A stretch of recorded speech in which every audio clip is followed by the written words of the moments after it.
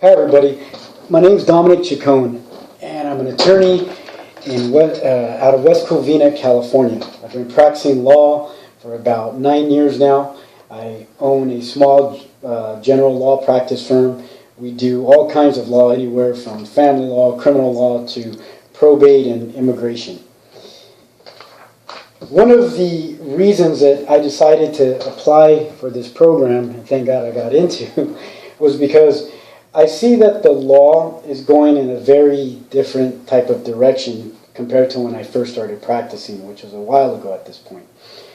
Communication has become such a prevalent part of what we do, and the ability to communicate effectively is now more than ever imperative. So some examples would be within a firm like the one that I have, or at court, or even when it comes to case strategy. I see that communication has changed across the board. Even with the way that we market ourselves now, we have to have better communication skills. And I saw that that was a need and something that I just felt that I needed to work on. But more importantly, the reason why I decided to apply for this program was because now that the economy seems to be getting a little bit better, a lot of my clients, particularly my business clients, are starting to approach me and ask me about advice regarding which direction to take their company in. And they also are asking me how they can stop their business from going down a bad path. Now, right now, what I usually do is I give them the legal consequences. I generally will tell them what will happen if they don't communicate well. So what I wanted to do was be a little bit more proactive and tell people, give them some suggestions, or tell people what they could do to stop the problems before they happen.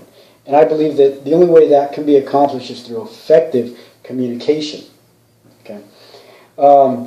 Now, some hobbies and things like that about myself. Pretty much my hobbies all surround sports. I'm a big Laker fan. I'm a big USC fan, even before this program. And everything and anything has to do with sports. That's basically what my hobby is. And my family, which is my wife and my little son, Honor, who's 4 years old. I have a BA in political science from Whittier College, and I have my Juris Doctor from Southwestern Law School, which is just outside of downtown LA.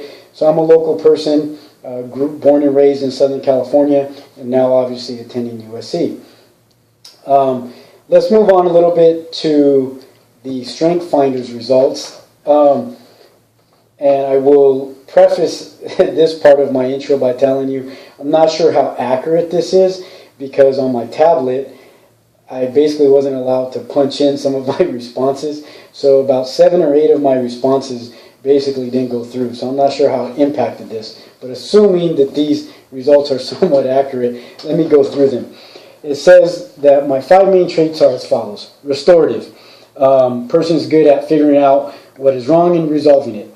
Now, I would agree with that to the extent that as an attorney, I pretty much have to do that. Don't know how good I am at that, but it's something that we have to do. I would say 9 out of 10 times, people that come into my office are people that have a problem, and obviously they want resolution. So I do that out of necessity.